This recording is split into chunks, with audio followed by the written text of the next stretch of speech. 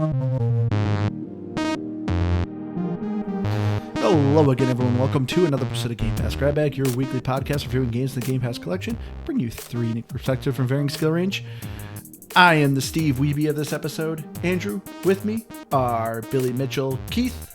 Oh, we're doing references I don't know then. Or is that the King of Kong guys? Yeah! Okay. It's the second one that got me. And it's funny, I'm glad that you said that, because for Liz's intro, and the one who has no idea what I'm referencing, Liz. Hey, guys. Beat you to it, Liz. I'm glad you figured it out, Keith.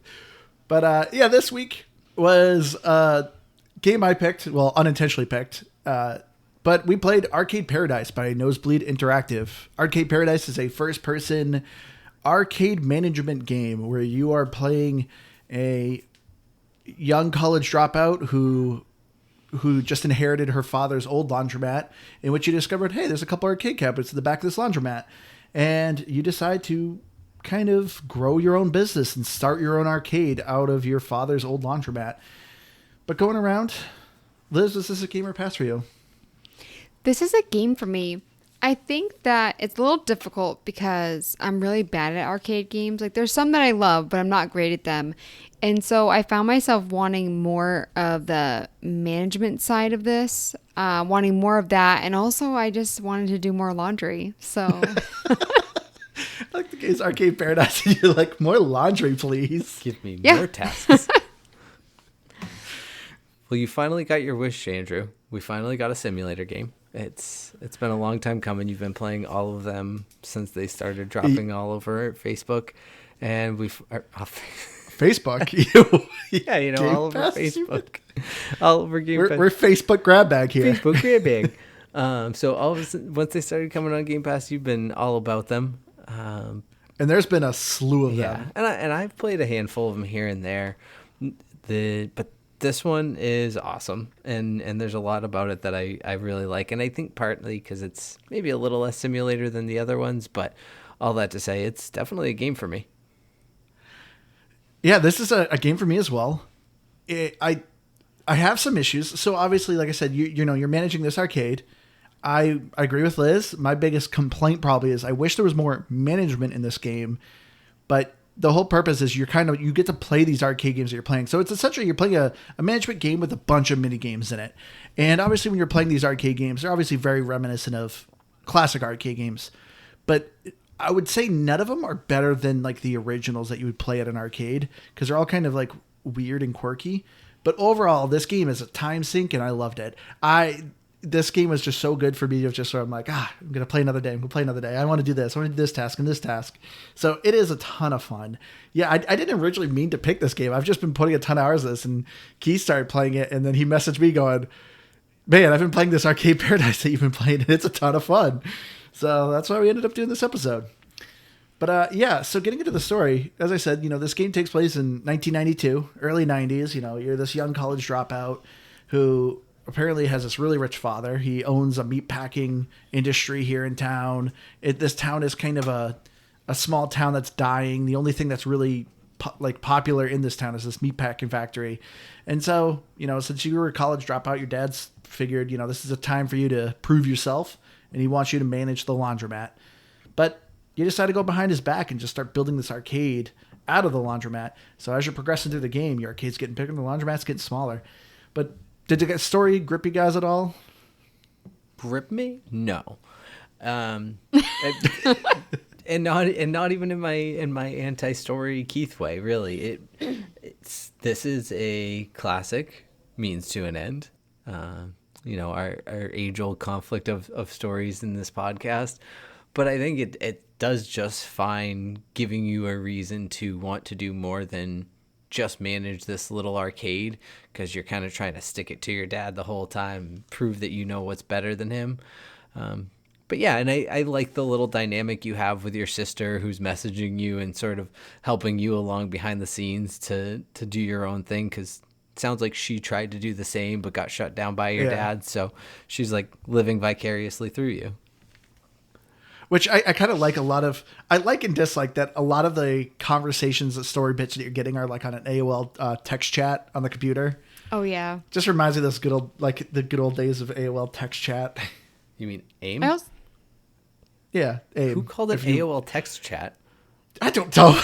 Like, I do. You sound well, like an for old, people who like- don't know what AIM is. If I'm just calling it AIM, people don't know what AIM is if they don't. I'm just saying, If you they didn't live through you that. become that living meme of, what I played growing up and what my mom called it, and it was all Nintendo, and you're calling it AOL text chat, and you used AOL Instant Messenger. I'm so disappointed. But in like you, I Nathan. said, if for our younger audience who didn't grow up on it, if I just say AIM, they don't know what that is. Well, then, you know what? They'll So look it up. excuse me for trying to help people. Who's going to Or look call it it up? AOL No one's Instant gonna look Messenger, it- because they're going to go Google AOL text chat, and they're going to get nothing because it's nothing. At least if you give them the right thing to Google, they can figure it out. Okay, that's a fair point, Keith. I think too, going back to the story, because you hear the dad's voice, but there really aren't any like family cutscenes, and you're not really having a lot of, you're not really seeing the other characters and stuff. So I think I got more out of it than I thought I would, considering that. But I thought that it was interesting, and you have like the different people that are messaging the business, and you're ordering and stuff. So I don't know. I thought that the story was pretty interesting. I feel like it was more than I thought it would be. One thing I hated about the story, and like you brought it up, is there's a handful of, like, the story's actually not bad in this game because it actually goes through kind of some heavy moments, and there's moments where you're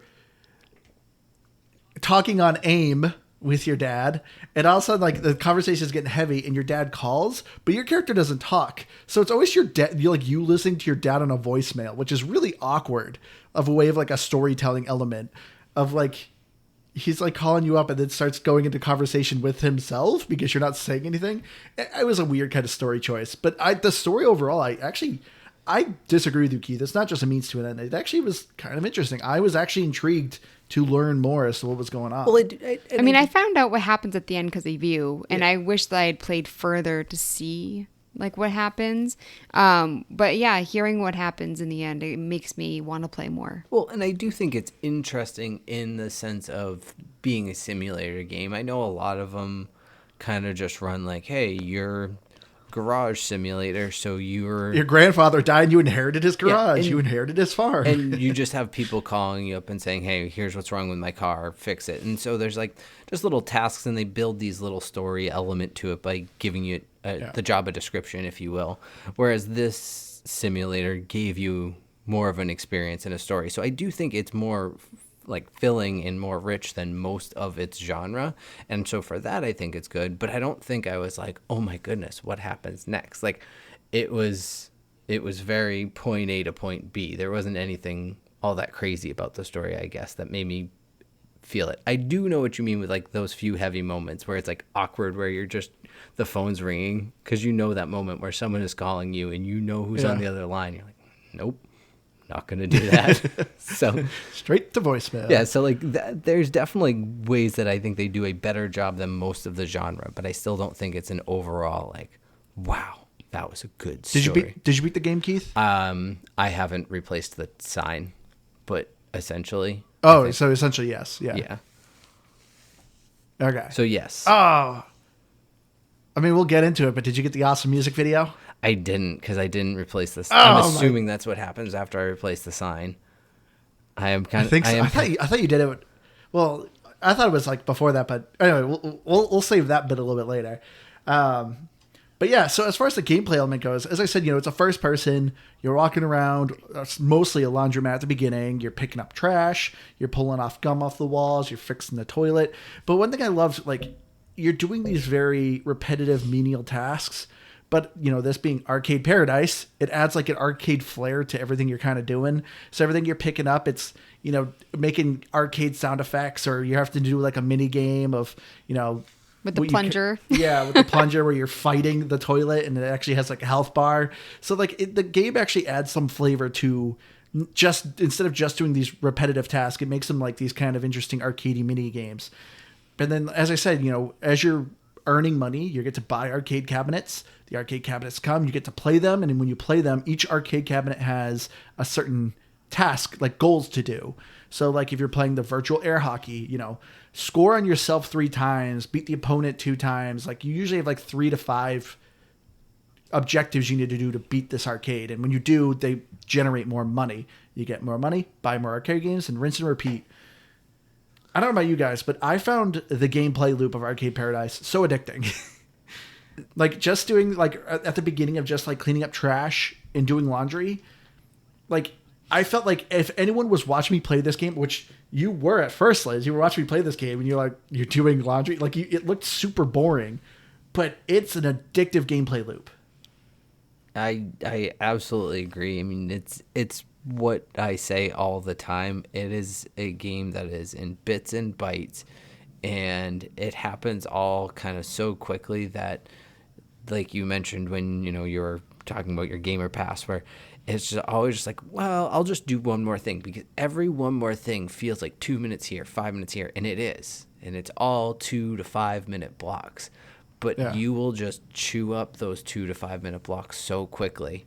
And it's just the type of game that I can sink my teeth into, even though there's nothing about it that's like, I don't know, like game of the year quality. It's not AAA. There's really nothing even new about it. As you said, it's, kind of knockoffs of old arcade games. So I don't know. There's nothing special about it, but man, is it so much fun to play.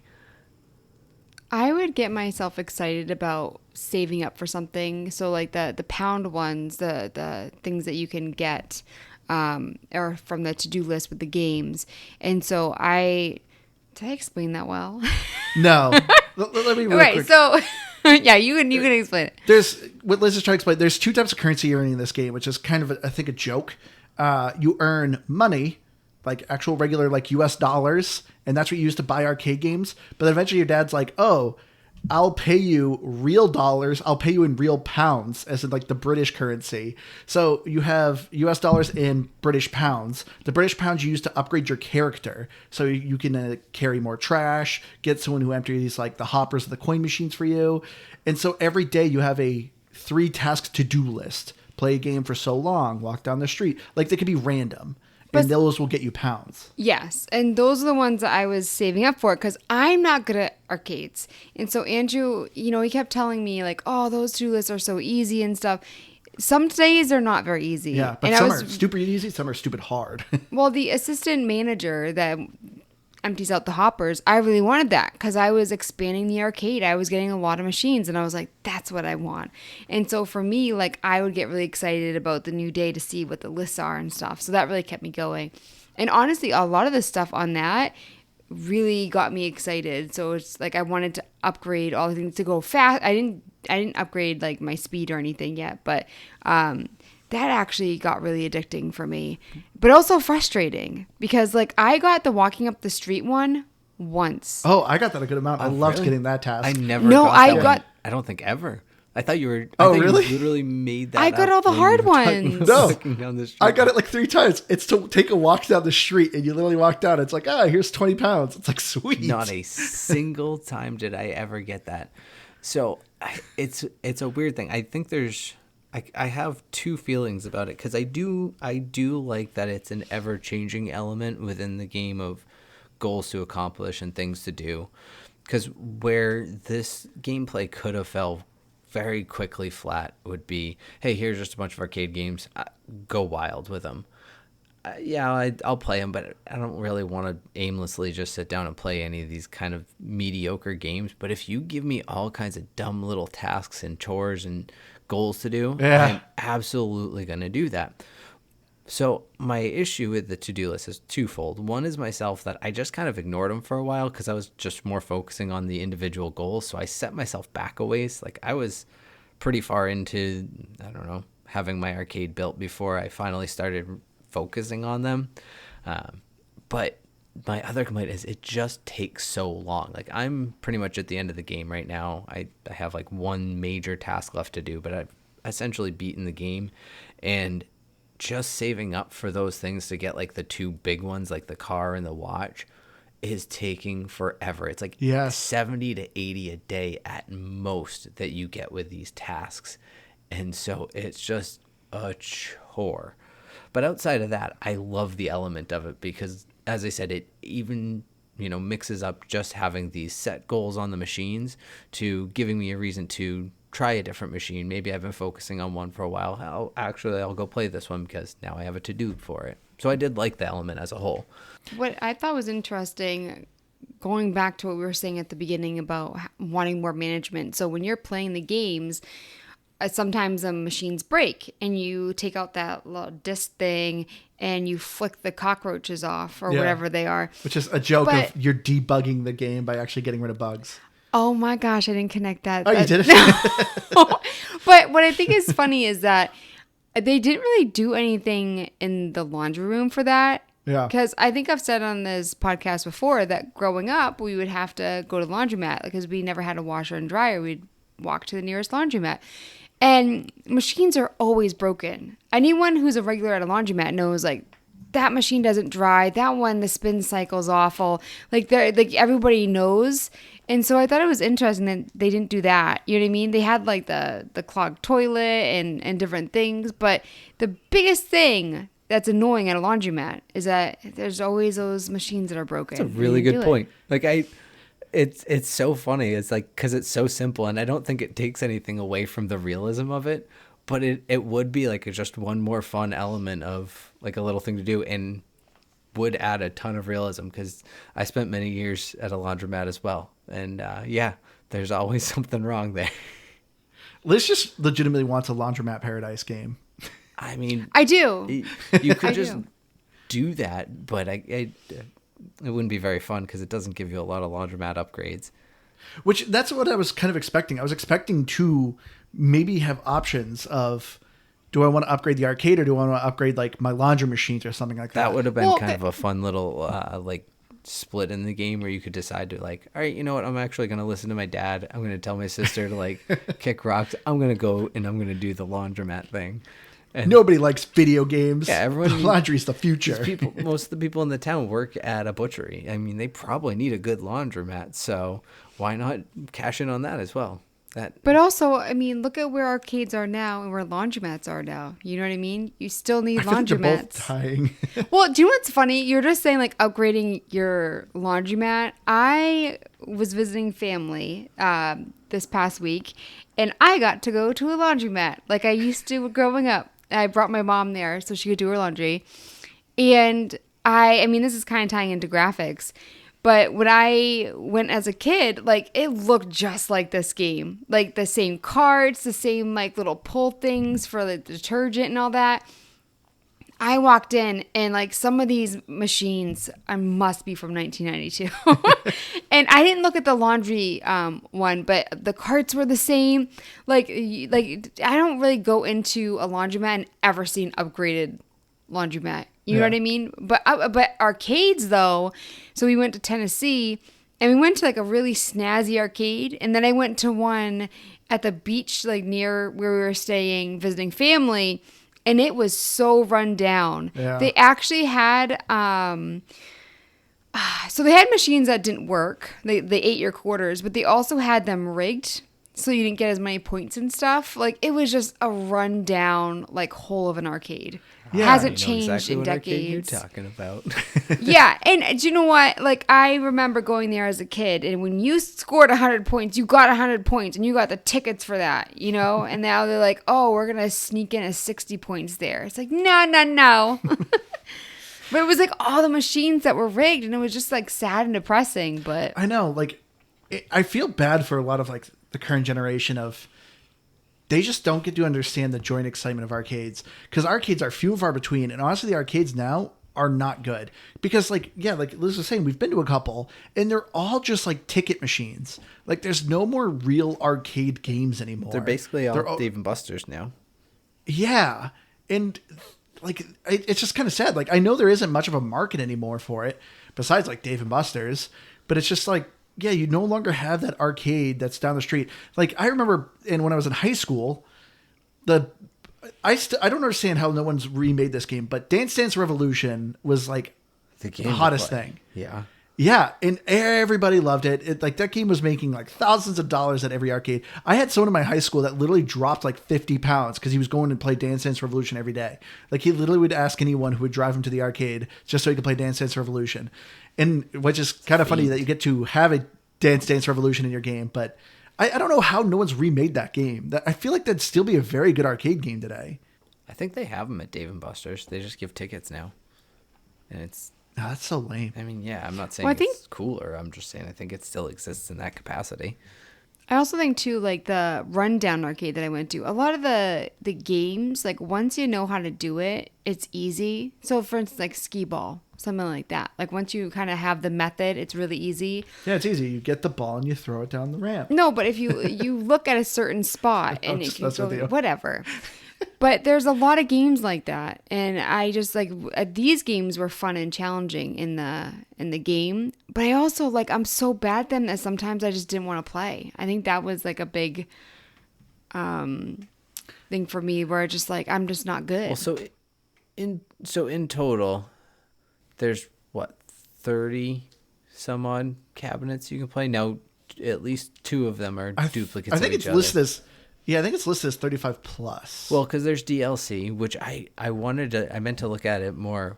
But did you notice that one of them was Kung Fury? Or did you maybe even point that out to me? I kind of want to get that. I pointed that out to you. But yeah, so you have like 30 some odd cabinets. And out of at least the close to 30-ish I have, I think there's probably only like 5 or less that I genuinely dislike. But otherwise, all of them are at least pretty fun, and some of them I actually genuinely like. Well, I want to first ask then, what arcade games did you dislike? Line Terror, in particular. That one's infuriating. Yes, I cannot stand Line Terror. It feels lame. It just isn't programmed well. Is how I always felt. Yeah, it's too difficult, and not in a like, hey, this is tricky. You got to figure it out. It's hard for hard's sake. But I would say Line Terror, and then I really don't like any of the table games like pool or the like air hockey or whatever. Those are just hard to control with a controller. Is the reason I don't like those. But really, they're great everything else in is real pretty life, fun. Oh, and you know? Racer Chaser. Yes, I was hoping you'd say that. I hated Racer Chaser. Racer Chaser is supposed to be a mix between Pac-Man and Grand Theft Auto, where you are playing a guy who essentially steals a car and you're outrunning the cops, which the cops are supposed to be like the ghost in Grand Theft in Pac-Man. But it wasn't a good designed game. Like it felt crappy. I didn't understand how you get past the first level, because I was going through the different screens, like through the different tunnels, and I was like, what am I doing wrong? You have to collect all the money. All of them? Yeah. like have you never Pac-Man. played Pac-Man? Have you never played Pac-Man? I know I definitely have as a kid, but I didn't really know what I was doing. I didn't realize you had to get like all the money. Yes. Oh boy. Womp womp. Boy, oh boy. I thought that might be it, but then I was just like, I don't really feel like collecting all the money. So I was like, I'm going to go further and see what happens. That's I thought it was a valid point. I didn't distance either. thing. That's one of the reasons I didn't like that game. But yeah, to piggyback off yours, Keith, another game I first liked, but I ended up hating it was Zombat. Yeah. Zombat I liked because it's like a twin stick shooter, but I felt like I am constantly getting to-do lists to play Zombat, and Zombat just takes too long.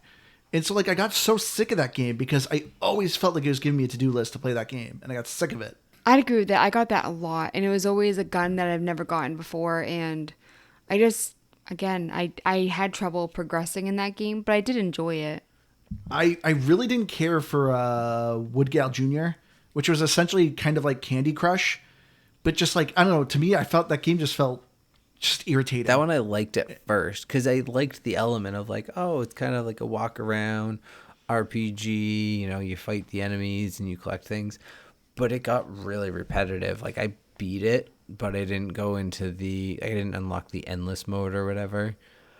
So yeah, that one just got really long towards the end. So I didn't like that one by the end. What about you, Liz? Do you have any other games that you didn't that you disliked? Not really. Like, I got sick of some of them, like you said, like with Zombat and the Razor Chaser, because I was constantly getting the to-do list for them, but I still enjoyed them. I actually thought the Racer Chaser to-do lists were usually easy because it'd be like collect 3,000 money or, make 5 cops dance or whatever it was. And those would be pretty easy, actually. But I didn't like playing the game. I just liked the to-dos for them typically. All right. So what about what are the arcade games that you loved? Well, so one that I guess kind of faded, but only because I just wanted it to go longer than it did was, what was it? Vostok 2083?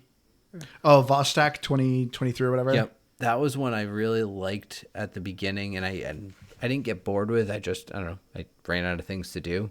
What was it? Knuckles and Knees was pretty fun. And then Yeah, there's a Streets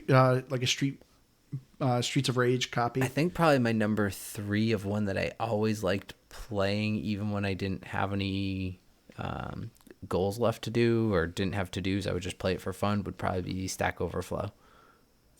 Stack Overflow is my favorite. I loved Stack Overflow. Even when I beat that game, I found Stack Overflow so fun. Yeah, it's kind of soothing. It is. That one and the one that you actually taught me how to play because I wasn't quite sure what I was doing, where like the numbers fall down. Blockchain. Yep, that one. You liked Blockchain? Yeah, and the stacking one. But honestly, I loved so many of them. It was just about like ones that I thought that I could maybe do a little well on. Yeah.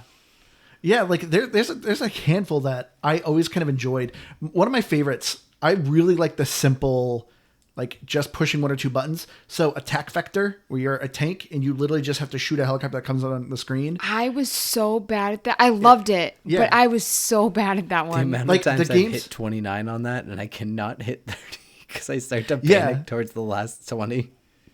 And Yeah, the games, they remind me very reminiscent of like the actual iPhone app. Do you remember Flappy Bird? Of like, Yep. very hard, but like it was always like, oh, I want to beat my score. I want to beat my score. Yeah, I loved Attack Vector. I loved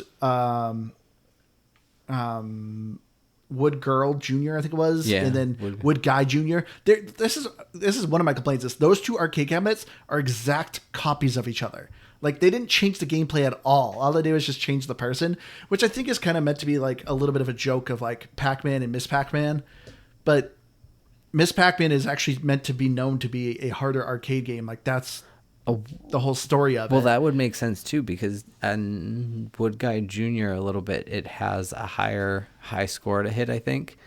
And I was noticing, maybe this is completely in my head, but I felt like, so it's a simple, basically, there's a couple different ways you can do it, but the way I was doing it was using the bumpers on the controller. So like, yeah, that's how I did left it. bumper, right bumper swaps the side your character is chopping from, and you see how high you can chop up this tree, basically. But I felt like on the Wood Guy Jr., I had to swap sides less frequently. So it was like almost a little bit easier to get higher scores. I think I had like a 130 on that, where I have like a 115 on Wood Girl. So I don't know if it's accurate or not, but in my head, it felt a little easier. Oh, one that I was surprised how much I liked. Did you guys do the Whack-A-Mole? And I'm sure if I looked at the to-do, because that's another thing that's actually pretty great about the gameplay, but I didn't always pay attention to, is that it has this, how to play the game. I didn't realize how the buttons worked on it. It's mapped like the controller. Yeah, once I figured that out, I was like, oh, this is pretty neat. But when I was playing it on cloud, and the lag was making it a little tough. But yes, I found it much more fun once I figured out the controls to it. Yeah, thank you for bringing that up. I actually found this game to be overall pretty good on the cloud.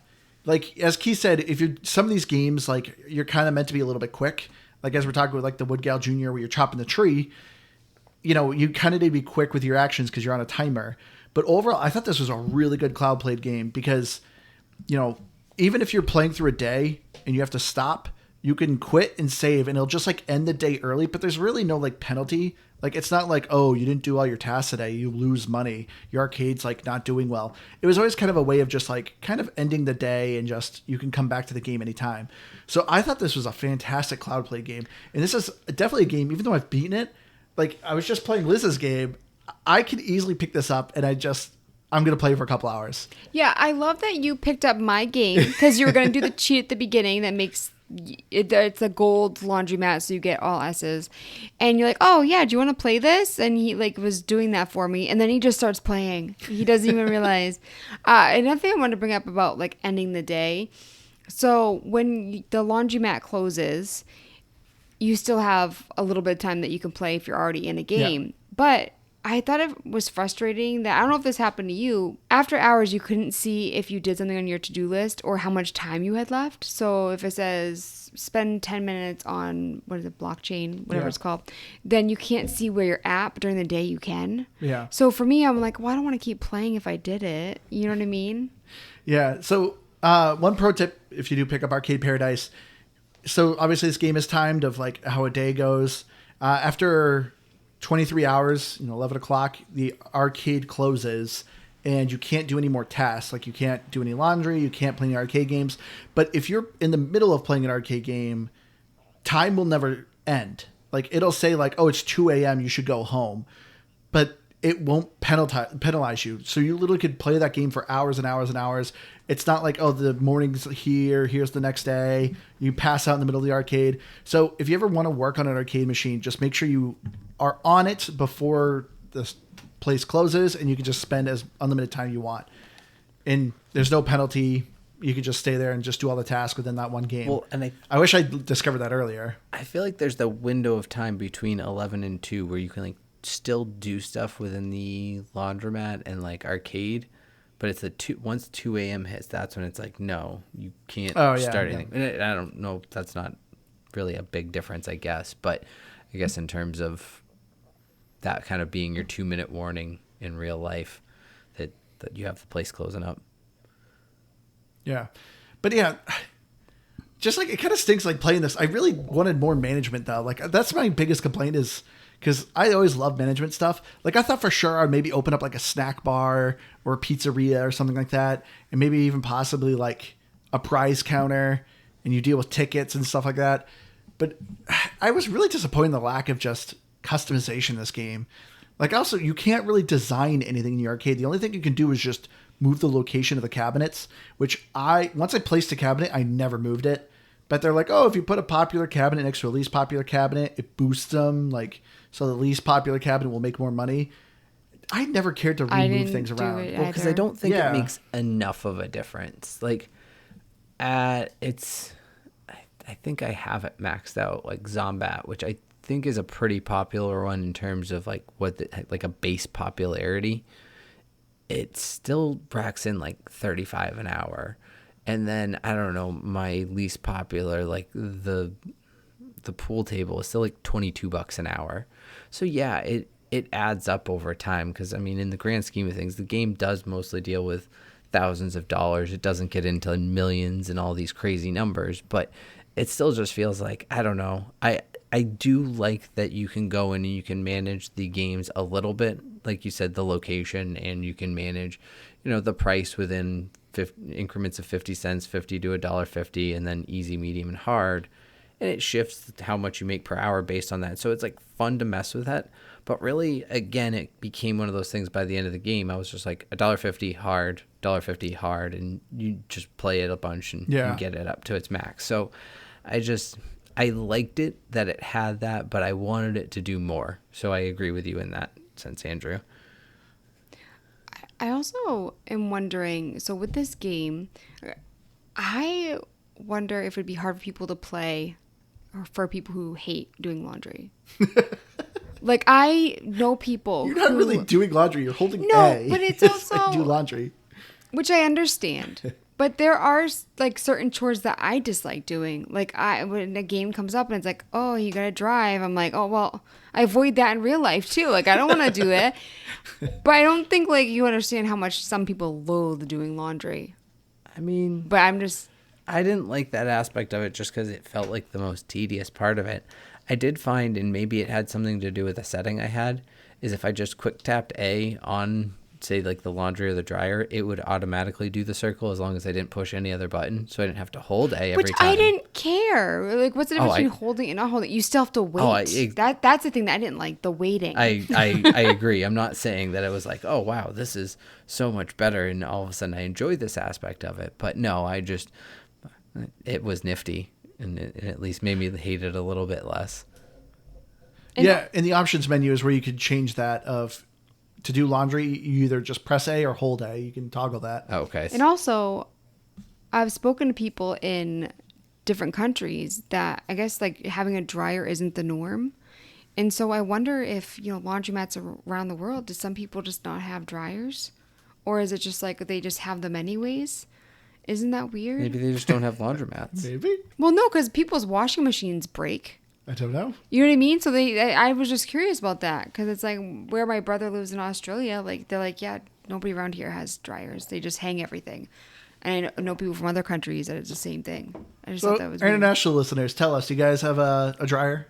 And Or your do laundromat? laundromats have dryers? Or do you just take home wet clothes and then hang them there? Hang them up. Because that would be the one. Like, I can see hanging them up. Like, that seems like I can see that being pretty common. But yeah, I don't feel like you'd want to like take a bunch of wet clothes away from a location and then hang them up. See, I remember that was my thing. Like we didn't go to the laundromat too much, but we would wash our clothes. We had a dryer, but my mom would always just have us do it on the clothesline because it was free. But I mean, it's also, some people have really harsh winters. If you have a lot of kids, that's a lot of clothing to hang in your house. And then also, like where we live, there's just too many creepy crawlies that would get on the clothes. I remember like earwigs were the worst when you hung laundry, because we actually did hang our laundry for like a year or two. The earwigs, man. But living where we are now, like no way. You would just find so many spiders. Well, ironically, our HOA denies clotheslines too. Oh where yeah, we we were moving in. They're like, you're not allowed to hang your laundry outside. It's so weird. It's weird. It is really weird. thing. I mean, people having like 50 cars. I know. That's okay. That's okay, but a clothesline, no. In your backyard, in the privacy of your backyard. Get outta here, And all man. the backyards are fenced. Loud music, that's okay. I think it's funny. I was like, oh yeah, we're going to talk about this game. We're going to talk a lot about arcades, and here we are talking more about laundry. Do you know what? Because it's of just Liz. what I enjoyed the most. And it's the same with like growing up, my dream was to have a washer and dryer. And so I love folding. When I went to the laundromat with my mom and she let me fold, I was so excited, because some people are very particular about how they fold. Like if I'm feeling like wild, I might switch it up a little bit. But some people are very like, I do not want people folding, because like you get Wrinkle City. What I love. And it's Liz was like, I don't know if I have the energy to record today. I'm really tired. And Liz is getting so excited talking We about laundry. drove 12 hours overnight last night. know. And now it is like, what, 9:15 at night? Yeah. I am like, I don't know what's happening. I don't know what words are coming out of my mouth. Well, so it's funny you mentioned this, because I hate folding laundry. And I'm not very particular about how it's folded, but I do like it all folded the same way. So the fact that you just say you like to just casually switch up how you're folding things as you're folding it, that part's wild to me, because you got to No, fold that's them what I'm all saying, the like, same That's well- kind of crazy. I just don't do it like willy-nilly. But like, for instance, like, I mean, sometimes I'm like, I'm not going to hang something right away. So I'll fold it and then hang it later, because, I'm usually multitasking.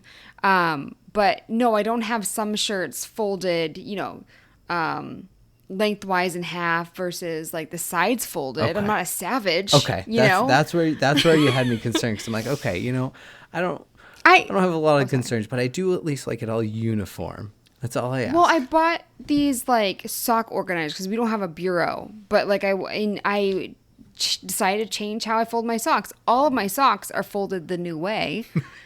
But I just decided, like, why not? I'm feeling a little crazy today. This is riveting conversation about laundry. This week on It's Laundry- because you don't do laundry that you don't find it interesting. But like, it's funny that I'm talking about how like I like things folded like a certain way. But I have never bleached anything. I don't separate things. Like I put my t-shirt with my jeans and I just hope for the best. Like That's how I've always been. yeah. And this is towels also- are separate. Well, this is also funny too. Like you clearly are really good at folding and like preparing your clothes. Because Liz, how often have you ever used an ironing board? Never. Exactly. Do you know what? But that's the thing. Your stuff is never wrinkled. All through high school, as a guy, I never folded my laundry. I just figured out ways to get wrinkles out of my clothes that were clean. Toss in the dryer for a few minutes. That loosens it up. Sometimes I splash some water on my shirt. That would get rid of some That's wrinkles. so much more work than just putting your clothes When away. you're a high school boy, you don't care. I used wanna to get do one of those, a wet like, face cloth in with it and so that way I didn't have to wet the shirt itself, but the moisture from the towel would create the same effect. I love that you guys actually cared about wrinkly clothing, because I've never in my life been like, oh, this is a little bit too wrinkly. I can't wear it. I'm just like, well, Girls don't like a wrinkled shirt. You got to figure out a way. In my peak high school days, there was also some days where you throw a little Febreze or some Axe on there before you throw it in the dryer too. So again, you diffuse a little bit of it, but you get something in there because it probably didn't smell great when I was putting it on. So instead of doing like a fabric softener sheet, you sprayed Axe on Probably your not shirt necessarily and threw it in the Axe. dryer. Probably Febreze more than likely, if I'm honest.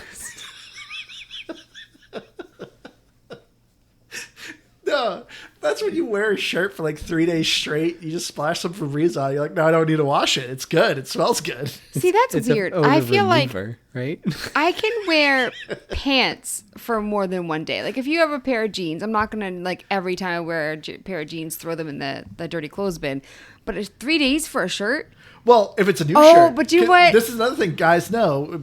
Back in the day, Liz, Keith, you could probably back me up with this. Whenever you bought new clothes, you would not have to wash those clothes for about a week. It's brand new. You can actually keep wearing it as long as you don't get it too gross and dirty. As long as you're I spilling used to anything on it, you're believe good to go. that.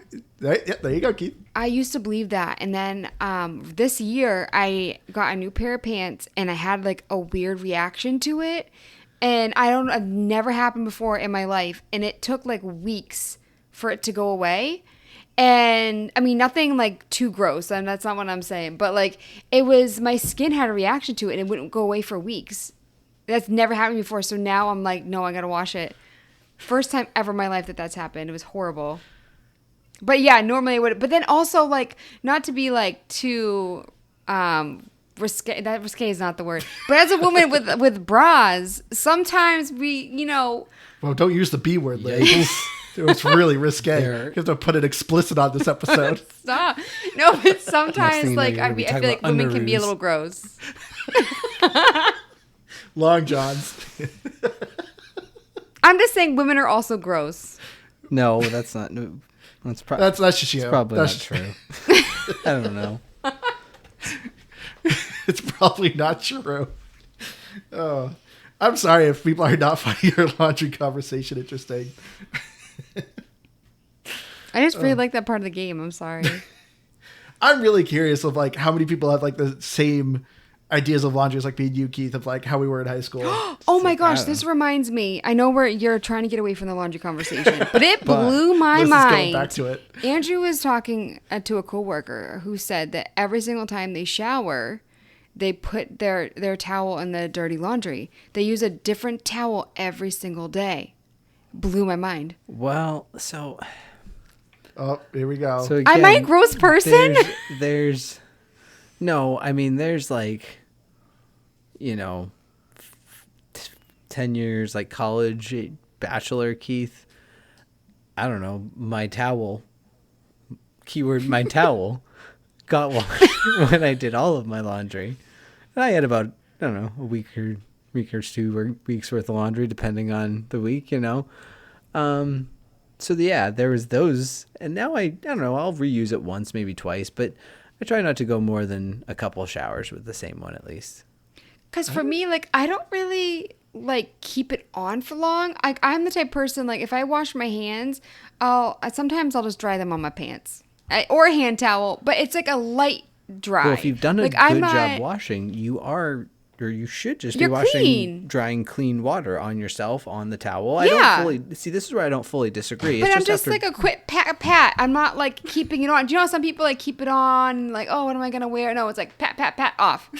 So I'm like, oh my, like I would never just like that's such a waste of water. Like, look, I've know got kids. I don't have time I don't have the luxury of time after a shower to do that. So yes, I get out of the shower, I dry off, and I put clothes on because I got things to do because the house might be burning down if I don't. I know my coworker said that she, cleans her towels every single time because she's like, yeah, that towel's, you just dried your bits with that towel. But it's like, yeah, I'm clean though, so my bits are clean. Like, I'm not like using sweaty, nasty, Well, that's like grossness all over That's myself. also where you start shoulders down with one side of the towel, flip it around, and then you Yep. do your face with the other side of the towel that you didn't do Yep. your bits with. It's or so just easy. use I a don't. face And cloth. then come tomorrow, the towel forgets what parts you dried, so it doesn't I don't- matter. I don't know what part I tried. I just that's again. Yesterday I Endurance dried is myself bliss. to Right. stripe. In all fairness, I use a face cloth to dry my face. What? Well, that seems like too much. You Yeah. wonder, now you're just creating too much laundry. Too much effort. Why are we still talking about laundry? Andrew's just gonna be editing this and just be like, I don't know, like 5 minutes of video games. I'm really curious if some people are listening to this. They're like, "Oh, these guys are weird." Like, who uses a towel more than once? But I love If that's the knowing thing how they're other hanging people on do to at things. this point after 15 minutes of talking about laundry, good for them for getting this part to find that we're weird. this is the first episode of us they're listening to. Oh man, but yeah. Let's talk a little bit about music. What did you guys think of the Music at Arcade Paradise? Eventually you unlock a jukebox. And, there's probably about like 10, 12 tracks on the jukebox, but you can buy more albums. Not even albums, you just buy one singular song. And they cost £20, so it costs the to-do list. So I never bought any of the additional tracks. I love that some of the music, like I would put certain songs on. I would forget about during the day, but at night when I was closing up, I'd have to change the music and like fit that vibe. Yeah. And I actually really like doing that. And I also like the arcade things for like when you're doing the plunger and stuff. Oh, And yeah. I overall like the audio I liked. I liked and hated it. Some of it was so repetitive. Some of the songs I hated when I played the arcade games. You're just hearing the same noises because every arcade essentially only has one track. And you're hearing that track over and over again. And the sounds can be very repetitive. And some of them I was just like, oh my word, I got so sick of it. But that being said, there was a song in the jukebox I legitimately really liked. It was Outrun the World. It reminded me very much of like M83. And I was like, this song is a jam. Did they pay for this music or are there musicians that made the game? I don't know. So on Spotify, I did find an official soundtrack, and it more looks like some of the generic songs that are in the game. Which, by the way, Keith, this game does a thing you love in a game, and it ends with a fantastic song. Did you listen to the song at all? I didn't because Is it butt rock? I think it happened after the last part that I didn't do. It's not just butt rock. It's butt rock with a music video. Oh, man. And it is... I couldn't tell if they're trying to be ironic and funny or if they were just really into it. But, man. So, like, this game takes place in 92. So, it's very, very typical of, like, grunge. Of, like, kind of trying to be like Nirvana and edgy. And, oh, man. That song is just a treat. That's all I'm gonna say. There was one because I'd never really used the jukebox at all. So there was one time I put one on, and I don't remember what it was, but it had a very Foo Fighters sound to it actually. And it was actually pretty good. Yeah. I couldn't tell you what it was, but I didn't mind it.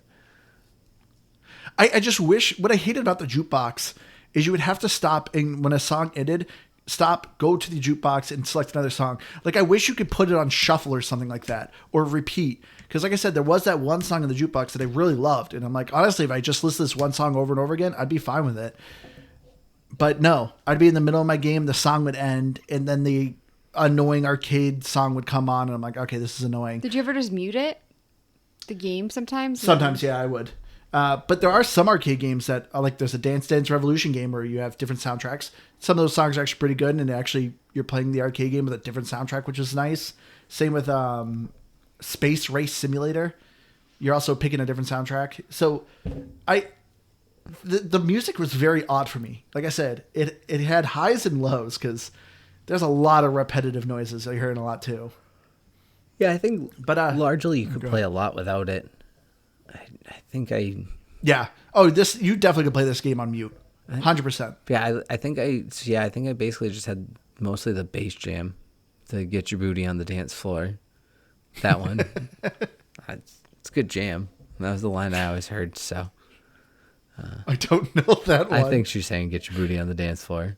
That sounds, was that for the Dance Dance Revolution song? I don't know, maybe. But I heard it playing around the arcade all the time, so.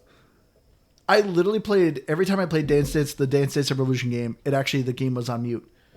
So I actually never listened to any of the songs to the Dance Dance Revolution. I think it did. It's kind of funny. Once, and it was kind of a techno-y type of song, not surprisingly.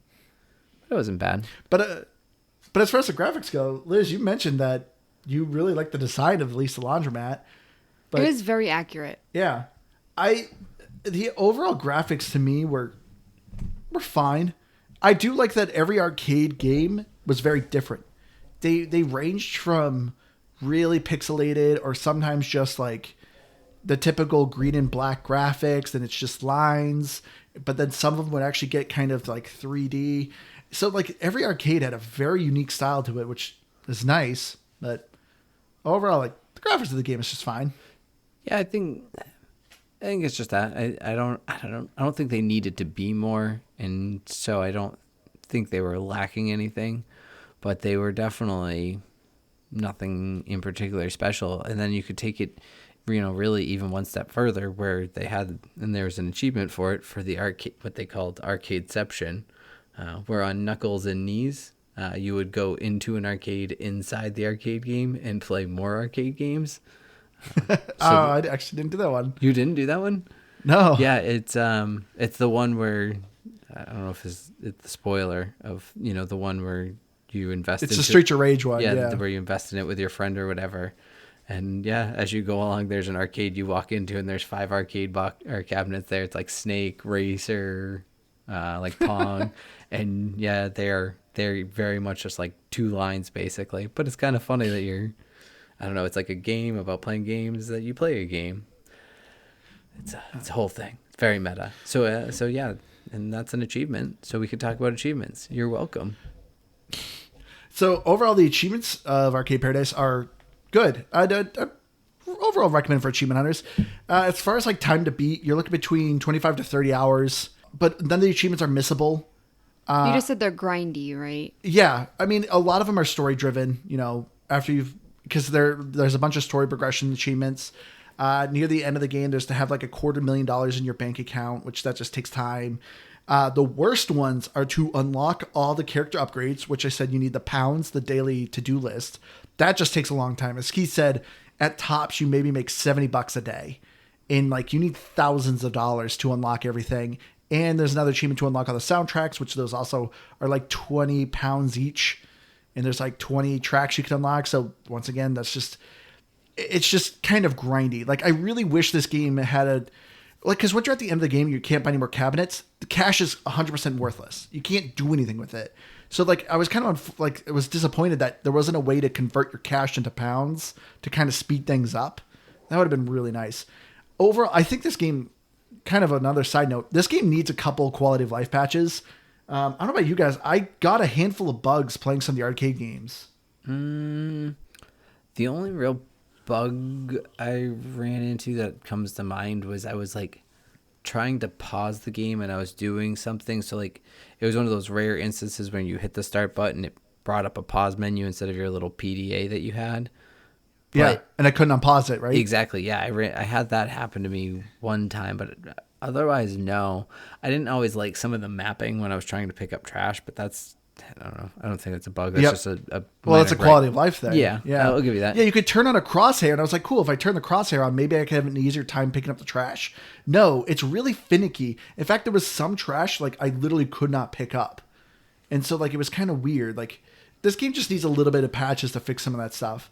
But yeah, like, I guess this is one thing I didn't like about this game with Cloud Play is if you ever lose internet connection, like you'll obviously get a controller disconnect. And as Keith was saying, if you're in the middle of playing an arcade game, it pauses the game and you can't unpause it. You can't exit the arcade. Your game is just done.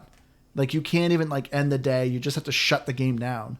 So there was a couple bugs I got. And some of the arcade games, like the arcade virtual hockey, the puck would sometimes go off the map and would disappear. Sometimes I couldn't even control my paddle. So, like, I don't know. Some of the games were a little more buggy for me. But I didn't really have any bugs. But going back to what you were saying. How did I get bugs? I know. To what you were saying about achievements. Andrew, you got a gamer score of 790 with 41 out of 54 achievements.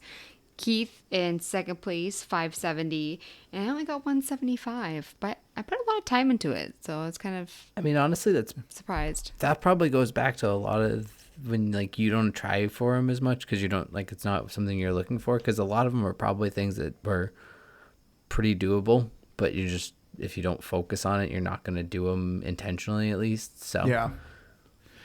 There's a handful of achievements that are secret in this game. I recommend just revealing them. None of them were crazy spoilers, or honestly, I don't think any of them were really spoilers.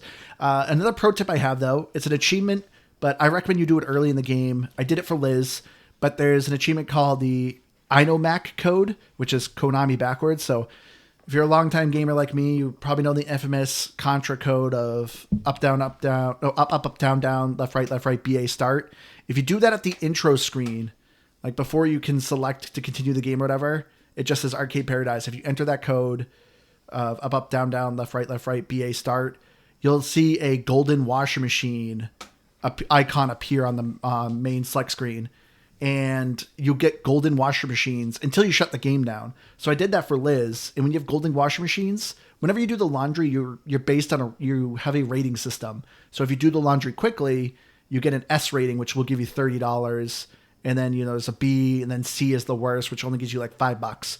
But if you have gold washer machines, no matter how long you take, they're always an S rating. So it's just kind of a quick, not a quick way, but I think it made the game progress a little bit faster.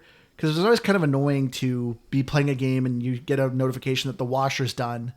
And it's like, well, I want to get that max rating to get that money. And so you end up quitting your arcade game and going and doing it. But if you just enter that code, you don't have to worry about the laundry anymore. And it just makes things a little bit faster. So I recommend you start that code right away if you are trying this game. But let's get into our final thoughts here. So like I said, for me, I love management and simulator games. And, being a long time gamer, I love arcades. So having a management arcade game, I was like, I got to check this thing out. And I saw it when it was coming on Game Pass, like people were raving about it. So I was like, I'll see how this is.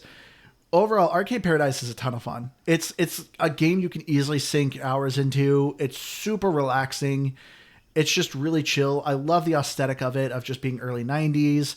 It just nails it, of like the image of an arcade. Playing some of the arcade games, like I said, there are clearly a lot of copies of games you've probably played before, and none of them were exceptionally better. They kind of felt like generic Flash games, but some of them were just so addicting, and I always loved playing them. I always loved unlocking new arcade games, new mini games. So this game is just a fun time sink. It's even now after I've beaten it, if I just pick up a controller and start playing it, I get hooked. I just want to start doing things. As Keith said, just these little tasks just keep you going and going and going. So it's a lot of fun. The DLC is super cheap. You're buying just a single arcade games, but they have like a pinball you can buy. There's a actual like gun shooter game you can buy. And they're all like $1 or $2, so they're very cheap. But for me, this is a solid 85. The game just needs a little bit of quality of life improvements for a couple patches, but overall, I loved Arcade Paradise. Or as Liz calls it, Laundry Paradise. Yeah, overall, I had a ton of fun, and I think it's good to get back on on the positive side of things. I think I was starting to turn into Negativeville over there. I know all of us are positive on that. But yeah, I think I had a lot of fun, and it really boils down to just that little bits and pieces of not even obviously not always an achievement, but just little accomplishments here and there through the game, but buying this cabinet, doing this thing, this to do, this goal. And it always felt like I just wanted to do one more thing because it's just another couple minutes. It's just another couple minutes, and that's just another couple hours. And so, none of them are particularly good, as Andrew said, but a lot of the arcades have a little bit of roguelike elements to them. Kind of neat. I'll still take a true one, but hey. It's there, and so for that, I thought that was kind of a fun thing. It got me into some of these arcades, but yeah, overall, I think this is just a ton of fun. And you can pretty easily play it on Cloud Play. I did some. I know Andrew said he did a majority on there, so maybe it's not your sit down and play for the night game, but maybe you have a commute and you can play there, and it's great for some time sink. So definitely check it out. And I think I was going to go with an 86. Well, I don't think I liked it as much as you guys. I went into it thinking 85, but then I was like, is that too high? So I think I've kind of knocked myself down to an 83. Why? Because the more I'm talking about it, the less I really did like playing the arcade games. I enjoyed them, but there were some times where that is just really not what I wanted to do when I was playing. And I went through these times when I was very addicted to the game and I really just wanted to keep playing like that one more day. And then there are other times where I'm just like, Yeah, even when we're coming back from vacation, you're like, I want to play the game again. yeah, I know. 83 is still like a high score. It is. But I was just thinking about it. I really like right now I'm like, do I want to play? But if a game, I don't know. But looking at Metacritic for Series X, 81 and 8.2, and then for Xbox One, TBD for both. All right. Now you have me questioning my score. Well, I mean, Andrew, think of it this way. If we were playing Diablo and it was like, well, as you've killed 1 million demons, there's less to kill now, so there's just going to be less spawning. And so the thing you like to do in the game just happens less. That's what's happening to Liz. The game is phasing out the laundry as you go more and more into it. Why would you want to play more? That's a good point. She doesn't want to lose the laundry because once the laundromat's gone, it's gone. There's nothing left to play in the game anymore. There's Just arcade cabinets. just a bunch of games. Who can do anything with that? Sorry, Liz. Anyway, that's going to do it for us this week. Thank you all so much for joining us. If you have any game suggestions or you just want to reach out to us, go to GamePassGrabBag.com. You can find all our links to everything. Write us an email, message us on Facebook, Twitter, or X, whatever it's called now. We always love hearing from everyone, so please feel free to talk to us and recommend some games for us. I've been your hardcore gamer host, Andrew. You can find me on Xbox Live at Firebird01952. And as always, I have been Keith. And rounding it out with a rating for the person who recommended this game, it is a solid 0 out of 10 for Andrew. Oh, come on, Keith. Okay, fine. You get a 1 this week. You did a pretty good job. Your King of Kong intro was pretty good. Thanks. And I'm Liz Noob, gamertag come on Dean, and I'm on Twitter and Instagram at Liz Noob, Noob is EW. All right, everyone. We love you all. We'll see you again next week. Bye. Bye, guys.